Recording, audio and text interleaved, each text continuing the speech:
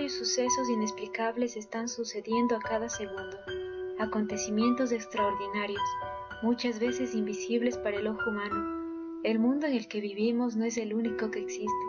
Cosmos y dimensiones invisibles se pasean libremente por nuestra realidad, en silencio, y pasan desapercibidos. Estos elementos y misterios son estudiados rigurosamente por una disciplina independiente conocida como la parapsicología.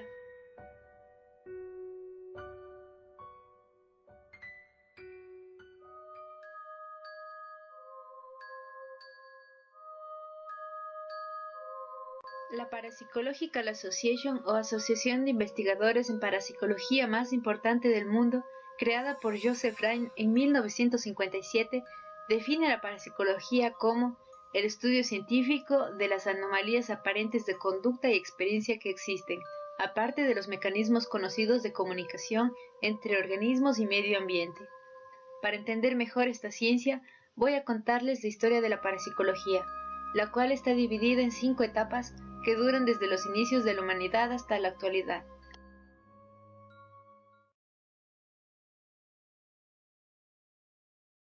La primera es la etapa mágica, que se remonta desde los inicios de la humanidad hasta el siglo XVII, cuando nació la magia, pero de manera distinta como la conocemos hoy en día. En aquellas épocas se consideraba mágico el poder espantar a los demonios de la noche gracias a la luz del fuego, el protegerse del frío, de la lluvia y del sol y del aire, gracias a las cuevas o las chozas. También eran mágicos los elementos con que pudieran hacerlas, como piedras, ramas y hojas que les daba la naturaleza. Después llega la Edad Media y nos encontramos con la Iglesia, lo cual pretendía abarcarlo y controlarlo todo. Entonces, todo fenómeno que no fuera aprobado por la religión se consideraba obra del diablo y toda persona relacionada con este debía ser cruelmente castigada, hasta que surge el Renacimiento con su arte, su música, su astronomía y sus ciencias nuevas, y rompe todas las ideas retrógradas de la Edad Media, lo que provoca la reacción violenta de la Iglesia, creándose así el Santo Tribunal de la Inquisición, cuyos resultados fueron deplorables.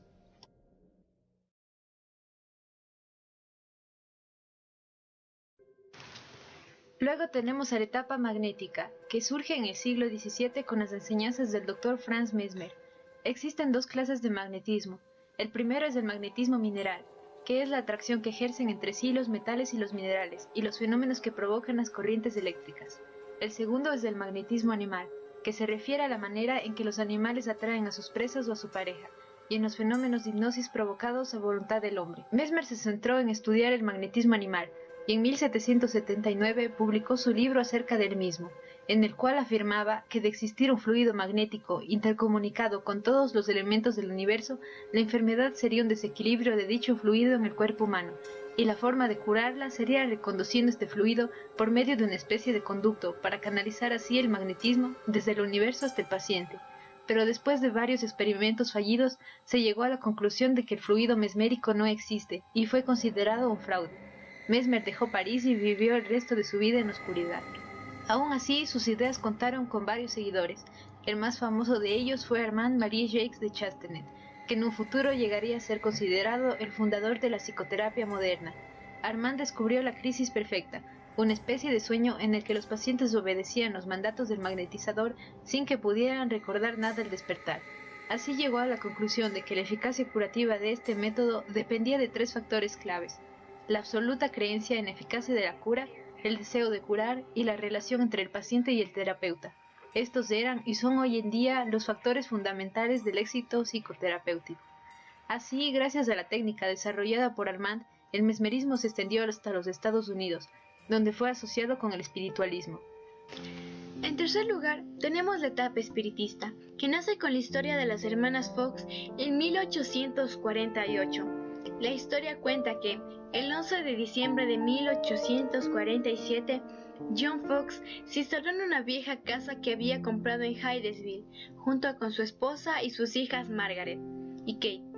En dicha casa se escuchaban ruidos que luego se convirtieron en movimientos de muebles y terribles crujidos, razón del constante cambio de propietarios.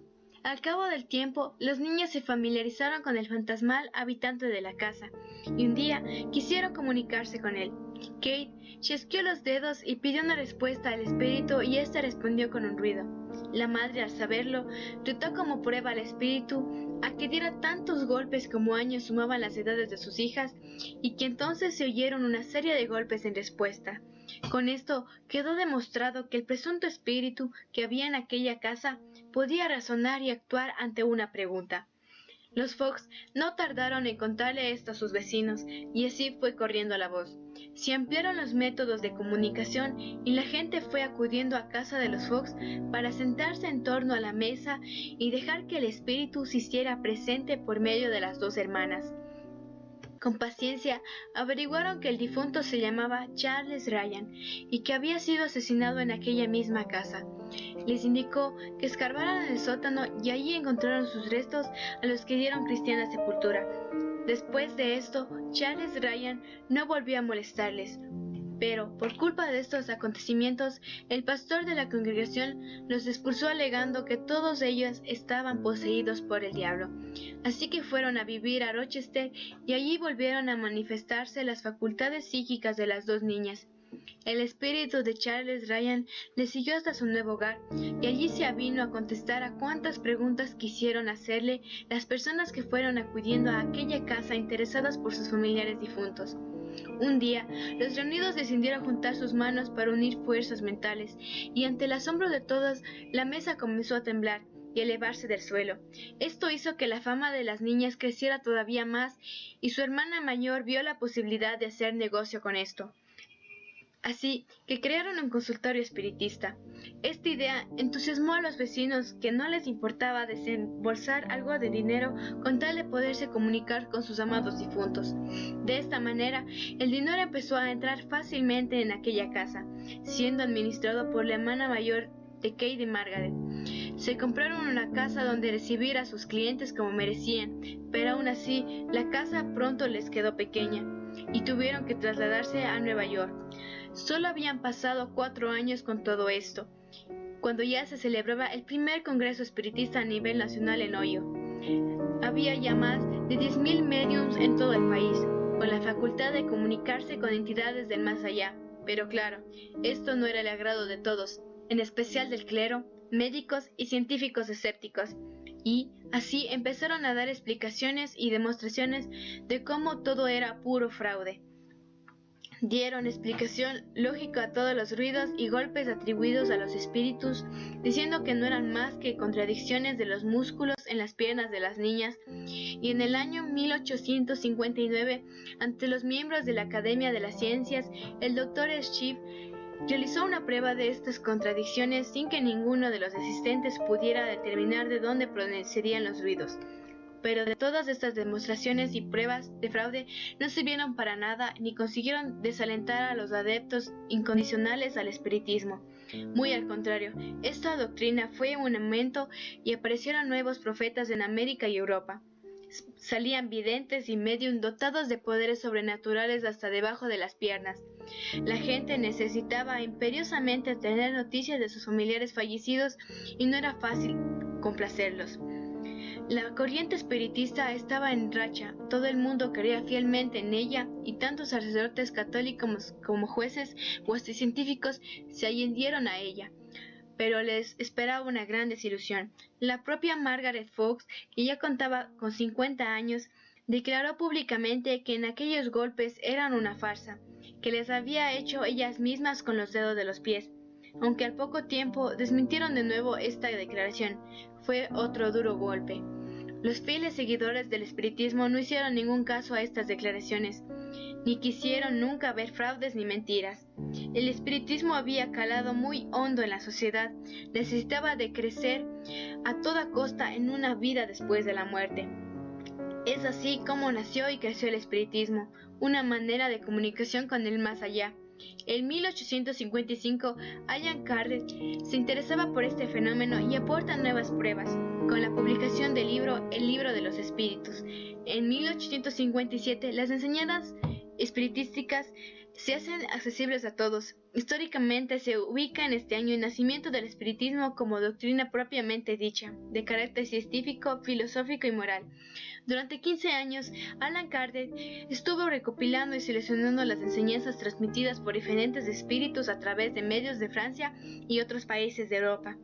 Y así se fueron naciendo los libros de la codificación kardeciana, en los que se desarrollaban temas científicos, filosóficos, antropológicos, entre otros.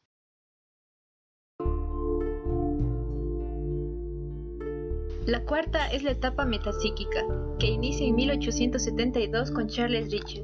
En esos tiempos, la ciencia oficial no podía admitir lo que pretendían ser revelaciones hechas por los espíritus, así que se crearon numerosas asociaciones con la idea de desenmascararlas, pero cuanto más se estudiaba, más aumentaba el número de adeptos. Muchos científicos se convencen de la autenticidad de los fenómenos, entre ellos el fisiologista francés Charles Ritchie, que junto con el Dr. Haley y el profesor Friedrich Myers funda el Instituto Metapsíquico Internacional en París. La metapsíquica trata del estudio de los fenómenos psíquicos anormales que van de la parasinética a la telecinética, a los ectoplasmas, traslados, levitaciones, voces y escrituras dirigidas, casas pobladas de espíritus y fenómenos mentales que van de la telepatía a la clarividencia, correspondencias cruzadas, predicciones, etc. Todo esto empezó en el año 1869, con las investigaciones de William Crookes, físico y químico inglés, miembro activo de la Sociedad Dialéctica de Londres. Dicha sociedad estudió medio centenar de sesiones de espiritismo y extrajo una serie de conclusiones con las que se elaboró un informe. Sonidos de diferente tipo que emanaban del piso, muebles u objetos sin que se pudiera encontrar una explicación. Movimientos de cuerpos pesados sin presión mecánica ni acción muscular por parte de los presentes. Los sonidos y movimientos respondían a preguntas y dictaban mensajes coherentes por medio de un código de señales. Se pudo observar que dichos fenómenos se producían generalmente con la presencia de ciertas personas sensitivas o médiums. Esta fue la primera vez que un organismo científico estudió la existencia de este tipo de fenómenos. En 1882 se fundó en Londres la Sociedad para la Investigación Psíquica, la cual marcó la línea de investigación a seguir y recogió gran cantidad de material sobre telepatía, clarividencia, hipnotismo, escritura automática, desdoblamiento, viaje astral, apariciones y casas encantadas. En 1913, Charles Ritchie ganó el Premio Nobel de Medicina y en 1922 presentó ante la Academia de las Ciencias el Tratado de Metapsíquica, donde expone que los fenómenos metapsíquicos se dividen en objetivos y subjetivos. La metapsíquica objetiva trata de fenómenos materiales que no podemos explicar de una forma científica y accesible a nuestros sentidos, como son la telequinesia y la ectoplasmia. La metapsíquica subjetiva trata de fenómenos mentales, sensibilidades ocultas y percepciones desconocidas, telepatía, clarividencia, clariaudiencia, xenoglosia, escritura automática, entre otros. Todos estos fenómenos son tratados ampliamente en sus respectivos apartados.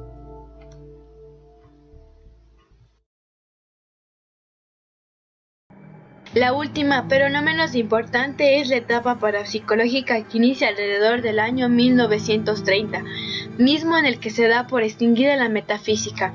A partir de aquí, la investigación parapsicológica se orientará hacia el trabajo de laboratorio. Destacaremos en este trabajo al Dr. Joseph Wright, el cual, en su laboratorio de la Universidad de Duke, realizó nada menos que 5 millones de experimentos. En 1953, en el Congreso de Utrecht, se cambia el nombre de metafísica por el de parapsicología, usado actualmente. A lo largo del tiempo, la parapsicología se fue imponiendo y entrando en las universidades, aunque no como cátedra propia, sino como una ampliación de la cátedra de psicología. En el año 1927, el profesor William McDougall dirigió en el Departamento de Psicología de la Universidad de Duke una investigación en parapsicología, y en 1934 se fundaba en el mismo centro de laboratorio la de parapsicología. Se establecieron becas para promocionar el estudio de esta materia, y la Fundación Rockefeller hizo una donación a la Universidad de Duke para la investigación parapsicológica.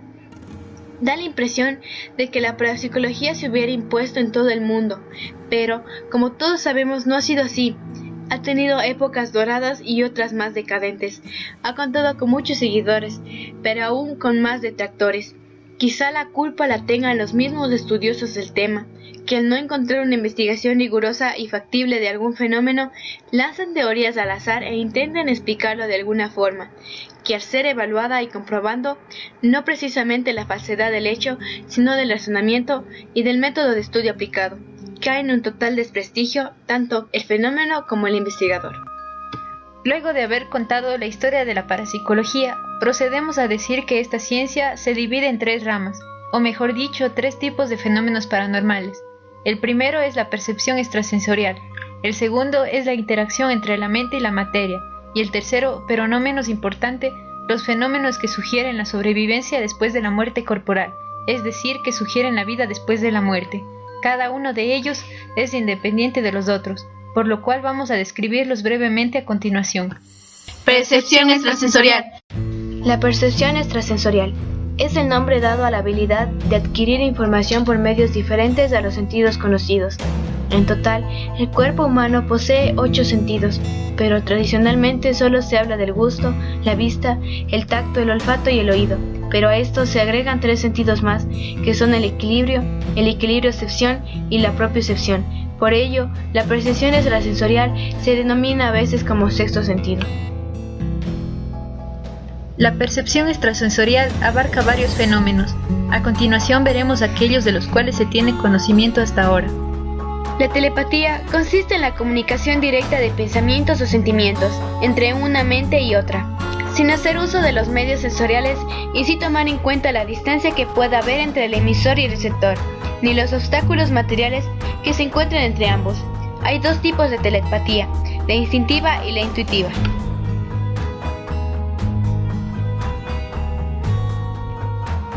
La profecía se refiere a eventos que se dice sucederán por palabras habladas de antemano, es decir, es una predicción, un pronóstico, un anuncio anticipado de eventos futuros a ocurrir. Uno de los ejemplos que vale la pena mencionar son las profecías de Michel de Nostradamus, vidente francés que comenzó a escribir sus primeras centurias en 1555. Sus profecías escritas en forma de versos y cuartetas se anticiparon a una serie de impactantes sucesos que sacudirían a la humanidad hasta el día de hoy. Entre ellos destaca un hecho que describe en la Centuria 2:75, la cual dice así: la voz oída del insólito pájaro sobre el cañón del respiral suelo, tan alto se elevará del grano la tarifa que el hombre del hombre será antropófago.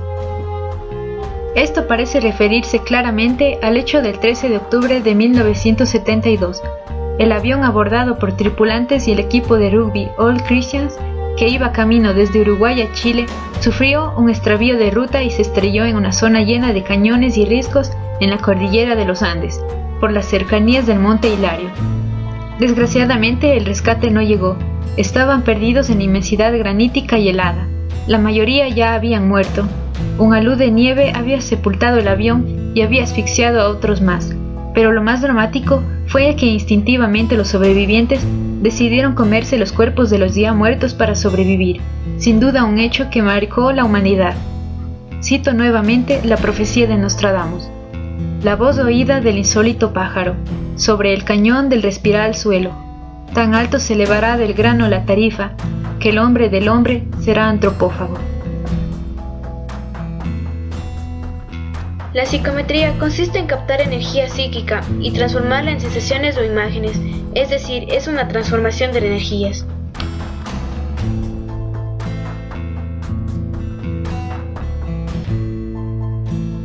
El aura es la fuente energética que todos poseemos. Mediante el aura podemos tener una idea de nuestro estado interior, ya que refleja nuestro estado de salud, estado emocional y carácter. La lectura del aura es un trabajo en el cual se percibe el campo energético de una persona. Se realiza en estado de meditación en donde se ven imágenes y colores que describen el estado del aura. Quienes lo han visto lo describen como un fulgor de luz de varios colores que emana del cuerpo.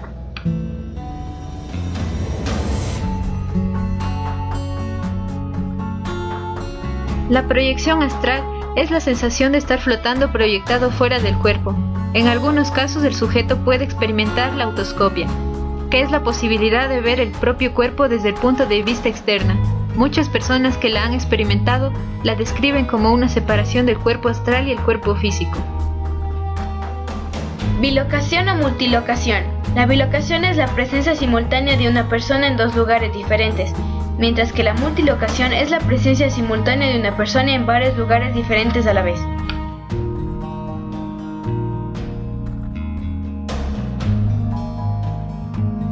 Terapia de energía es uno de los 5 tipos de medicina alternativa que existen. Consiste en manipular los sistemas de energía sutiles que se manifiestan a través de los aspectos mentales, emocionales, físicos y espirituales de los pacientes. Mediumnidad. Es la facultad del espíritu humano que posibilita una comunicación entre los vivos y el alma de los muertos.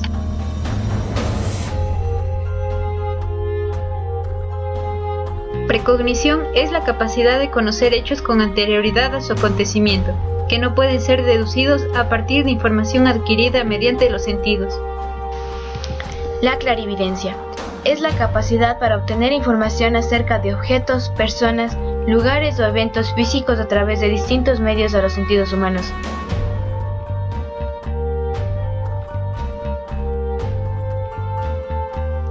Retrocognición consiste en obtener conocimiento de un acontecimiento pasado por medios que no podrían haber sido conocidos de manera natural, es decir, es una visión del pasado.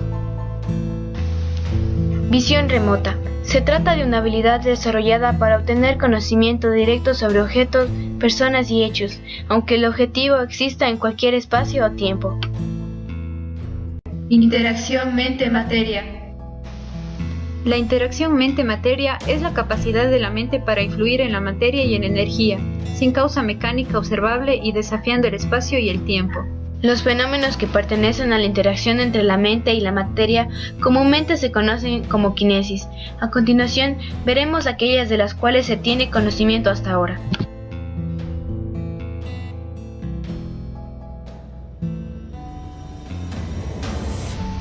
La aeroquinesis es la capacidad psíquica para manipular, controlar, modificar o crear moléculas de aire, las corrientes de aire y controlar el aire con la mente.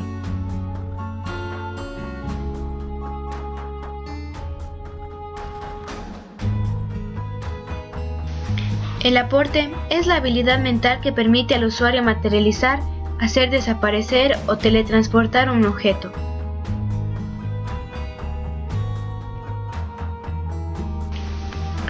La atmoquinesis es la habilidad de controlar el clima y utilizar sus factores.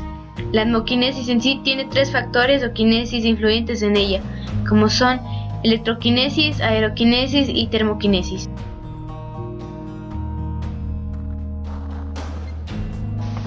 La citoquinesis es la manipulación mental del crecimiento de las plantas, y así hacer crecer árboles o vegetación a gran velocidad.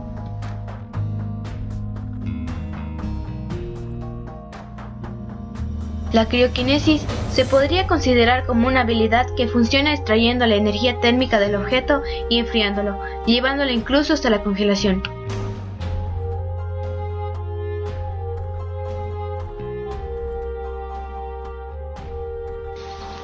La cronoquinesis es la utilización de la energía mental para la manipulación de la percepción del tiempo sobre uno mismo, es decir, sin cambiar la percepción de los demás.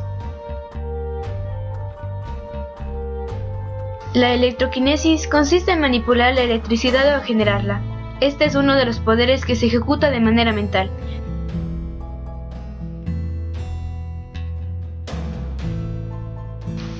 Con la ergoquinesis, el usuario puede crear, formar y manipular la energía, una de las propiedades cuantitativas básicas que describen un sistema físico o un estado de objeto.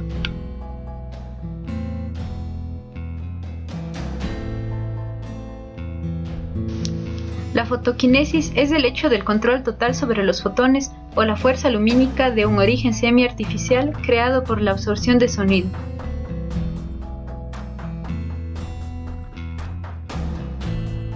La fragoquinesis es la habilidad de hacer explotar o destrozar al objeto mediante la manipulación del envejecimiento en las partículas.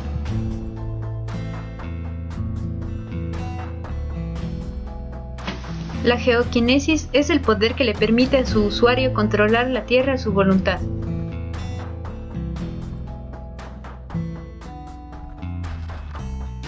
La hidroquinesis es la facultad mental mediante la cual se puede controlar el agua con la mente.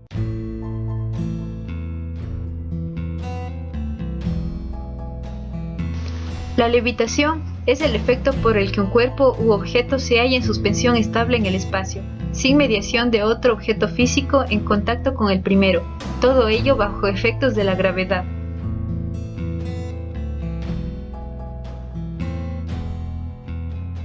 La magnetoquinesis es una habilidad que permite manipular los campos magnéticos y así controlar tanto el magnetismo como todas las sustancias de carácter metálico.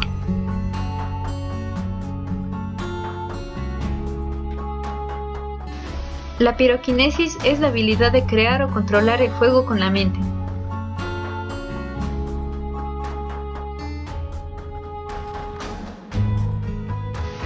La radioquinesis es la habilidad psicoquinética capaz de crear radioactividad.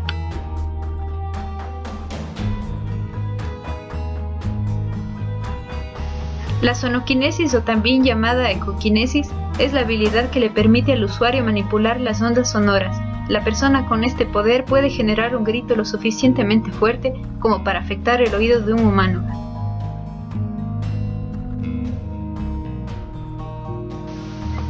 La telequinesis, telequinesia o psicoquinesis es la capacidad para mover objetos o modificarlos utilizando la energía de la mente, sin entrar en contacto físico en ningún momento.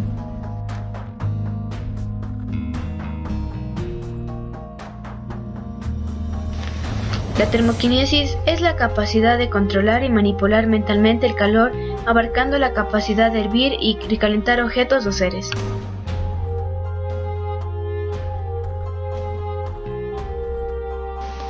La umbraquinesis es una capacidad psíquica que consiste en la manipulación mental de las sombras.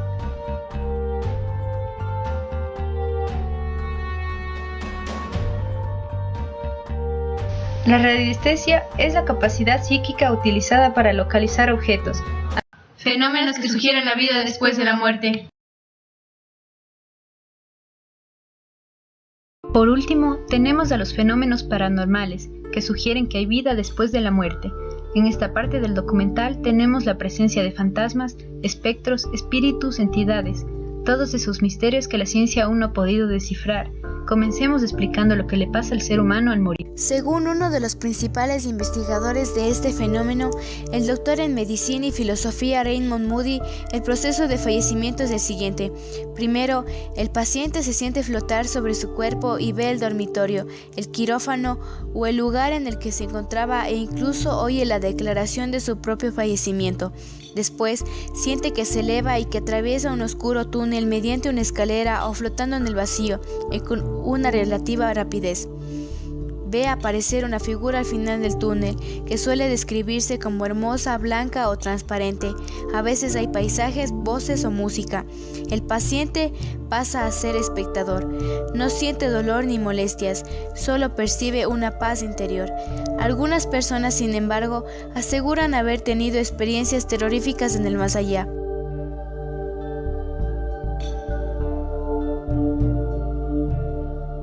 Aparece una presencia o voz que se define en función de las creencias religiosas del paciente y se establece un diálogo sin palabras con ese ser que parece conocer todo sobre el moribundo. Se presenta una visión global pero íntegra de lo vivido, como si viviese su película. El modelo más ajustado para describirlo según los testimonios es como el de la sucesión de filminas de momentos sueltos de la vida, no necesariamente importantes.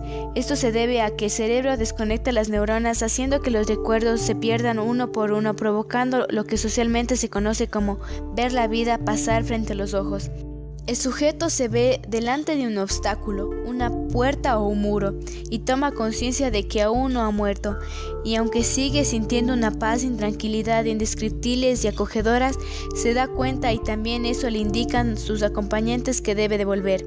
A similares conclusiones llegó la psiquiatra Elizabeth Kübler-Ross, Sam Parnia, Bruce Grayson, Peter Greenwich, entre otras personas dedicadas exclusivamente a estudiar este fenómeno, luego de haber hecho una enorme investigación. Para algunos, estas experiencias son una prueba de que la mente y conciencia, psique, alma o espíritu, como entidad inmaterial, se separa del cuerpo físico que tuvo como mero soporte material para dirigirse a otro reino. Luego tenemos que ciertas supuestas almas no logran completar el proceso de fallecimiento por diversos motivos. Es entonces cuando nos topamos con lo que comúnmente se conoce como un fantasma, es decir, un alma desencarnada de un ser muerto que se manifiesta entre los vivos de forma física. Quienes aseguran haberlos visto los describen como siluetas o sombras, por lo general oscuras o blanquecinas, difuminadas, nebulosas o antropomórficas, de carácter inmaterial y transparentes, que flotan y pueden no estar completas o no tener rasgos definidos ni rostro, pero también y más raramente aparecen opacos, de cuerpo entero y con apariencia humana normal. Algunos estudiosos relacionan fantasmas y espectros con las esferas de luz u orbes, que han sido filmados saliendo o entrando a través de paredes. Algunos parapsicólogos han documentado apariciones de fantasmas que no suelen sobrepasar una fracción de segundo, o a lo más 2 o 3 segundos, raramente más. En los momentos previos constatan que se produce alguna forma de entalpía, por la cual la temperatura baja sensiblemente antes de alguna manifestación sensible, como desplazamientos de objetos, ruidos, fenómenos electrónicos de voz, visualizaciones, entre otros. Pueden acompañar los aromas penetrantes, golpes, ruidos, pasos, música o voces que pueden grabarse magnetofónicamente, obteniendo lo que comúnmente se conoce como psicofonías. Se afirma también que en los lugares que frecuentan los fantasmas a menudo se descargan las baterías de los aparatos eléctricos destinados a captarlos o se apagan las luces.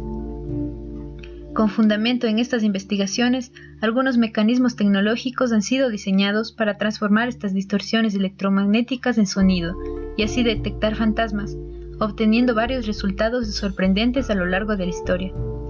Cabe decir que más allá de la habitual conjunción de alucinación y superstición que suele explicar mayoritariamente casi todas las manifestaciones del fenómeno, las formas ópticas del mismo han sido recogidas por medio de cámaras fotográficas y videográficas de distinto tipo, desde las comerciales hasta las termográficas.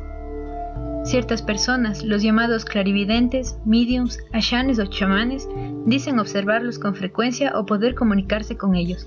Asimismo, prácticas conocidas como la canalización mediúmnica y la necromancia o negromancia aseguran poder hacer que los muertos se encarnen otra vez brevemente. Los parapsicólogos los clasifican en residuales y conscientes. Los residuales son como fósiles visuales o sonoros que repiten siempre lo mismo. Se aparecen periódicamente y parecen ajenos a quienes los ven. Su actitud no es comunicativa, ni necesitan la presencia de seres humanos para manifestarse, por lo que a veces han sido grabados por cámaras de vigilancia sin presencia humana alguna. Los conscientes poseen actitud comunicativa y pueden interactuar con los vivos, pero lo corriente es que terminen siendo esquivos, ya que su manifestación visible es siempre discontinua y nunca se prolonga a largo tiempo. Podría decirse que los seres vivos les producen un miedo o angustia similar al que producen ellos a los seres reales. Solo unos pocos pueden ser evaluados por sus testigos como abiertamente benéficos, malignos o suplicantes. La mayoría se muestra indiferente. La creencia general común supone que el alma de un fallecido no encuentra descanso por una tarea que el difunto ha dejado pendiente o inconclusa. Así, puede tratarse de una víctima de que reclama venganza o un criminal que por alguna causa ve diferido su ingreso en el purgatorio o infierno. En la mayoría de las culturas contemporáneas, las apariciones de fantasmas están asociadas a una sensación de miedo y son fuente importante de estudio de recién nacidas pseudociencias, como la parapsicología. Aún es también importante dentro del estudio de ciertas religiones, como el Islam, el budismo, jainismo, hinduismo, shintoísmo, espiritualismo y cristianismo, aunque cada una lo estudia de modo diferente. En las creencias de la nueva era, se intenta relacionar la creencia tradicional afirmando que los fantasmas son cúmulos de energía negativa, o que se trata de imágenes holográficas de personas que han dejado impregnado el ambiente con su imagen y sus actividades.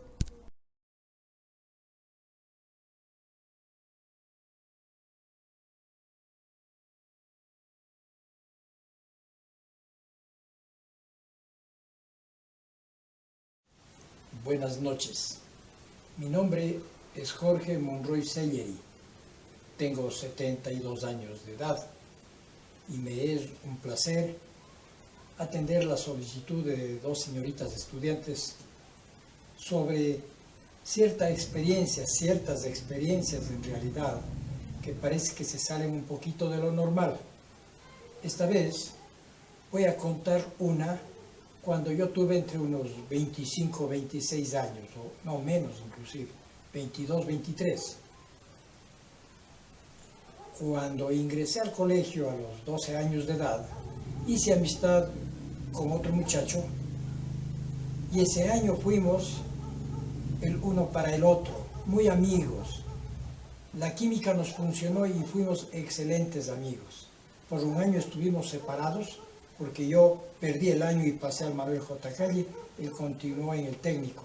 Pero en el segundo año él perdió en el técnico y volvimos a encontrarnos en el Manuel J. Calle. Esta amistad nos va a durar todo el periodo de estudios hasta cuando nos graduamos de maestros. Era el año 1962. Por razones de trabajo, circunstancias que se presentaron, mi compañero Rodrigo fue a trabajar en la provincia del Oro. De entonces, pocas veces nos vimos, en realidad. Pero cierto viernes en la noche me retiré a mi dormitorio, donde tenía en la parte alta de mi pared un reloj dañado de péndulo. El vidrio de protección del péndulo se había roto. Para yo llegar a ese péndulo y tocarlo tenía que pararme en una silla, pero mi amigo, que era mucho más alto que yo, simplemente levantaba su dedo y tic, tic, tic, lo movía, lo jugaba constantemente al péndulo del reloj. La noche de aquel viernes me había quedado profundamente dormido y de repente el sonido del péndulo, este tic, tic, tic insistente, me despertó. Prendí la luz, ¿no? Y el péndulo estaba quieto. Apagué, me volví a quedar dormido y otra vez el péndulo, con su sonido rápido, me despertó. Volví a prender, el péndulo estaba quieto. Bueno, en ese transcurrir del tiempo me volví a quedar dormido. Pero de repente me desperté y tenía al lado derecho de mi cuerpo, sentí un frío intenso. Prácticamente estaba acostado al lado de un bloque de hielo. Pensé que me había acercado demasiado a la pared, por lo que me alejé un poquito. Estuve quedando dormido y nuevamente sentí este contacto con esta masa fría, helada. Sorprendido, saqué mi mano izquierda con la intención de ver a qué distancia me encuentro de la pared, pero para sorpresa mía, toqué con un cuerpo. Desesperado, prendí la luz, pero no había nadie. Presa de nervios, no pude dormir en mi dormitorio, en mi cuarto, y bajé al cuarto de mi mamá, en donde amanecí hasta el siguiente día, pero estuve preocupado, nervioso, pensativo. ¿Qué sucedió la noche anterior? Fui a una cancha de vóley cercano a la casa para ver el partido que estaban jugando.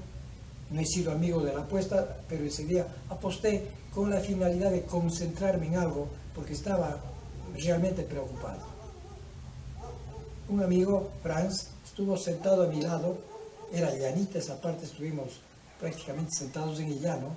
Él estuvo hojeando el periódico y de repente me dijo: Jorge, Rodrigo dio el apellido, los apellidos. ¿Esos son los apellidos de él? Le contesté que sí, y me dijo: ha muerto. Me quedé de una pieza y en ese instante entraba otro amigo, Luis Roberto se llama. Entró desesperado, casi gagueando, a contarme que venía del velorio de mi amigo, me atrevería a decir, de mi hermano Rodrigo.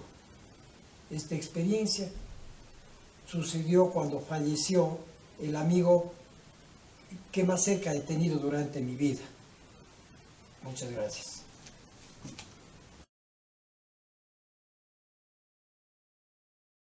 Bueno, mis experiencias paranormales empiezan más o menos cuando yo tenía 4 años, que es la primera vez que yo recuerdo que pasó algo extraño. Una noche salíamos a caminar con mi abuelita y había un mendigo al que yo recuerdo que, bueno, yo siempre le saludaba Y esa noche, bueno, no fue la excepción. Estaba como siempre con su cigarrillo y le saludé. Mi abuelita me dice, ¿a quién saludas? Y yo le digo, al señor que está ahí. Entonces ella por instantes le vio y yo no entendía la reacción de ella porque se puso alterada, nerviosa y cayó de rodillas al piso. Entonces yo le dije, ¿qué le pasa? Y me dice, mi hija, dice, el señor falleció esta mañana, él se murió esta mañana. Entonces, a esa edad yo recuerdo, o sea, fue la primera vez que yo vi un espíritu.